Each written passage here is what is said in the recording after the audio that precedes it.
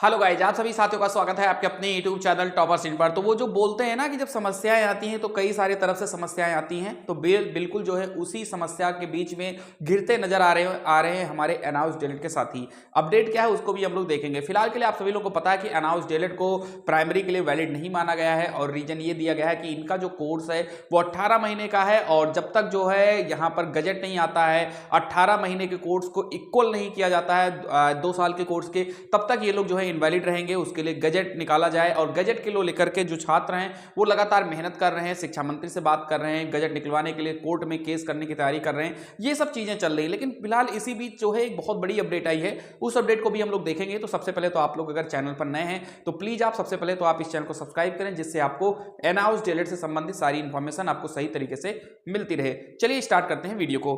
तो यहां पर आप देख लीजिए, ये न्यूज कल आई थी न्यूज़पेपर में, आज की नहीं कल की न्यूज है, और जिसमें यह कहा गया था कि अनाउंस अभ्यर्थियों ने नियुक्ति की मांग को लेकर किया हंगामा।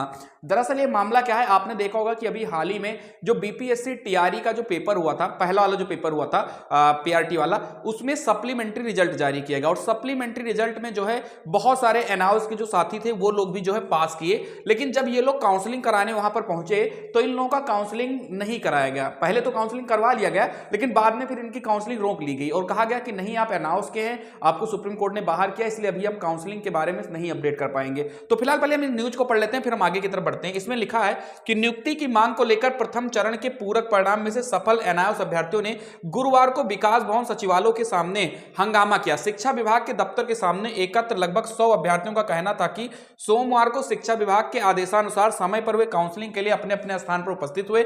आरंभ में काउंसलिंग की प्रक्रिया में उनको शामिल किया गया, लेकिन बाद में डीईओ के आदेश पर उनकी काउंसलिंग पर यह कहकर रोक लगा दी गई कि आप लोग अनाउंस डेलेट वाले अभ्यर्थी हैं। पूरक परिणाम में सफल अनाउंस अभ्यर्थियों ने अपने नाम और अनुक्रमांक के साथ शिक्षा विभाग के अधिकारियों को ज्ञापन भी सौंपा।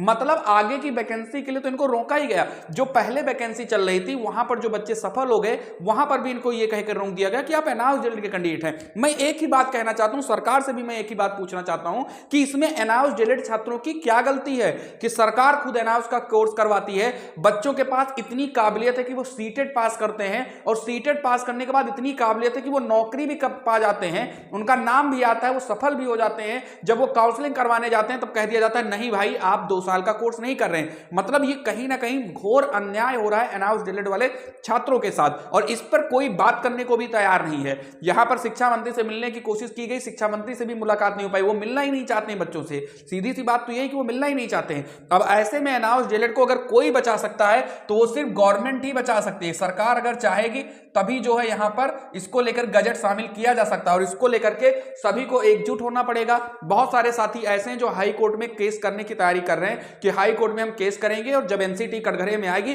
तो उनसे सवाल पूछा जाएगा कि आपने रिकॉग्निशन ऑर्डर जारी किया तो गजट में अभी तक इनको क्यों नहीं शामिल किया गया। तो फिलहाल इन्हीं सब चीजों को लेकर के जो यहां पर इंफॉर्मेशन है, लेकिन अनाउंस डेलेट छात्रों के लिए जो है यहां पर अन्याय हो रहा है, बिल्कुल जो है यहां पर अन्याय हो रहा है। इसमें कोई भी दो डाउट नहीं है कि अगर ये छात्र हैं, कम से कम पुरानी भर्ती जो है इनमें इनको काउंसलिंग करवाया जाए, इनमें इनको हक मिले। आगे के लिए जो बच्चे हैं वो लड़ाई लड़ रहे हैं वो वैलिड करवा लेंगे अगर वो अच्छे तरीके से लड़ाई लड़ते हैं तो, ठीक है। बाकी ये रही आज की इंपॉर्टेंट इंफॉर्मेशन। आप लोग सरकार से मांग करते रहिए और जो भी कोर्ट वोर्ट का सहारा लेना है, आप लोग जो भी करना है आप जल्द से जल्द करिए, जिससे आप लोगों को जो है यहाँ पर चीजें मिल जाए। लोकसभा चुनाव के पहले अगर आप अच्छे से मांग करते हैं तो अनाउंस डेलेट वैलिड हो सकता है, नहीं तो अगर एक बार आचार संहिता लग गई तो फिर कुछ नहीं होने वाला है, ठीक है। तो बाकी आप इस वीडियो को ज्यादा से ज्यादा लोगों को शेयर करिए और अगर आप चैनल पर नए हैं तो प्लीज आप चैनल को सब्सक्राइब करिए। जय हिंद, जय भारत।